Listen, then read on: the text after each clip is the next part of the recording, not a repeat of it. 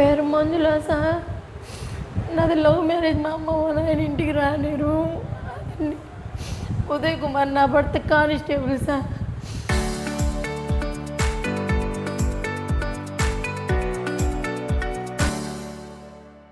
11 సంవత్సరాలు అయింది సార్. నా పెళ్ళి 2015లో పెళ్ళి అయింది సార్.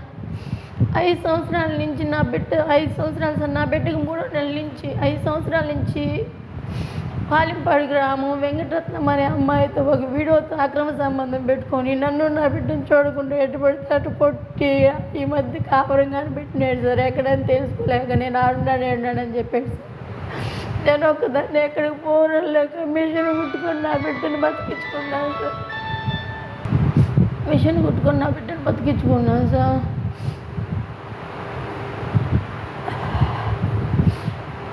ఎస్పీ ఆఫీసుకు పోయినా కానీ ఎన్ని స్టేషన్లో కేసు పెట్టినా కానీ నాకేం న్యాయం జరగట్లేదు సార్. ఎస్పీ ఆఫీసుకు పోతే నీకు 498 ఉంది కదమ్మా, నువ్వు పోమని మాట్లాడుతున్నావు సార్.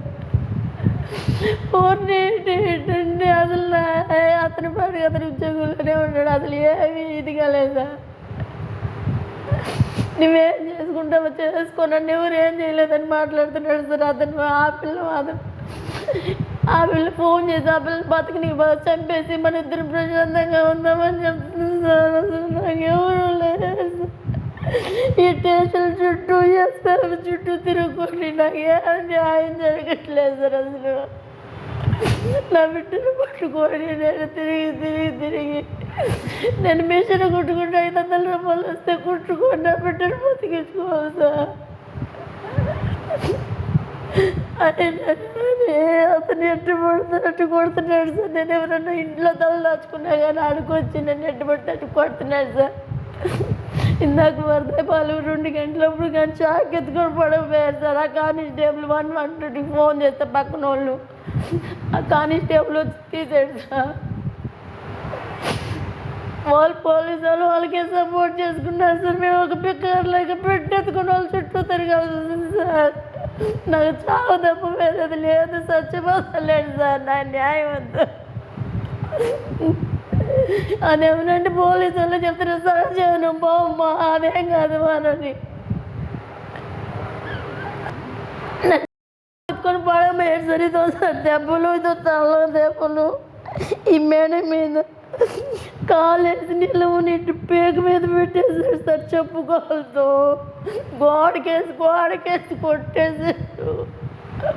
చాకెత్తుకొని పోవడకపోతుండే ఆ కానిస్టేబుల్ చట్టాన్ని తీసి స్టేషన్ దగ్గరికి పంపించి వేరే ఆటోకి పంపించాడు.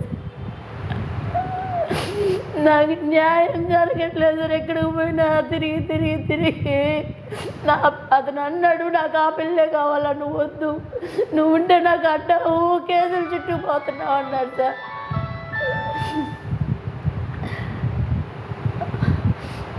ఎస్పీ ఆఫీస్కి ఇప్పటికి 5 సార్లు పోయినాను సార్. 5 మంది ఎస్పీ ఆఫీసులు మారిన 5 మంది వాళ్ళు ఏమన్నారంటే మళ్ళీ సరౌండింగ్ డిఎస్పీకి రాశారు సార్. మళ్ళీ సరౌండింగ్ డిఎస్పీ మళ్ళీ సరౌండింగ్ ఎస్ఐకి రాసినారు సార్. మళ్ళీ మొదటికే వస్తుంది. మళ్ళీ వాళ్ళు చుట్టూ తిరిగాను. అతనికి అక్కడికి వచ్చి సార్ నేను మారిపోయాను అని చెప్తున్నాడు. మళ్ళీ మొదటికే వస్తుంది సార్. అది నాకు ఇంకెవరు లేక దిక్కుది సార్. లేక వాళ్ళ దగ్గరికే పోతున్నారు. అక్కడే ఉండి లేదు నా పాటి నన్ను బతికినీయటం లేదు సార్. కొట్టేస్తున్నాడు వచ్చి. ఆడున్నప్పుడు కొడుతున్నాడు. ఆడుంటే నిన్ను చంపేస్తాను, నువ్వు నాకు అడ్డామని చెప్తున్నాడు సార్. ఆ పిల్ల కానీ వీడియో కాల్ చేసి చెప్తుంది సార్ కొట్టు ఆ పిల్లని చంపేసి మనకు అడ్డాము అని. నేను అడ్డామంటే సార్ వాళ్ళిద్దరికి నాకు ఎక్కడ న్యాయం జరిగింది. మా తల్లిదండ్రులు రానేరు, రోడ్డు మీద నేను నా బిడ్డను పెట్టుకొని రోడ్డు మీద మా చెల్లి వాళ్ళ ఇంట్లో తలదాచుకుంటే వాళ్ళు వచ్చి ఎటు పడితే అడుగుతున్నాడు సార్. నా భార్యని మీ ఇంట్లో ఎందుకు పెట్టుకోండారని.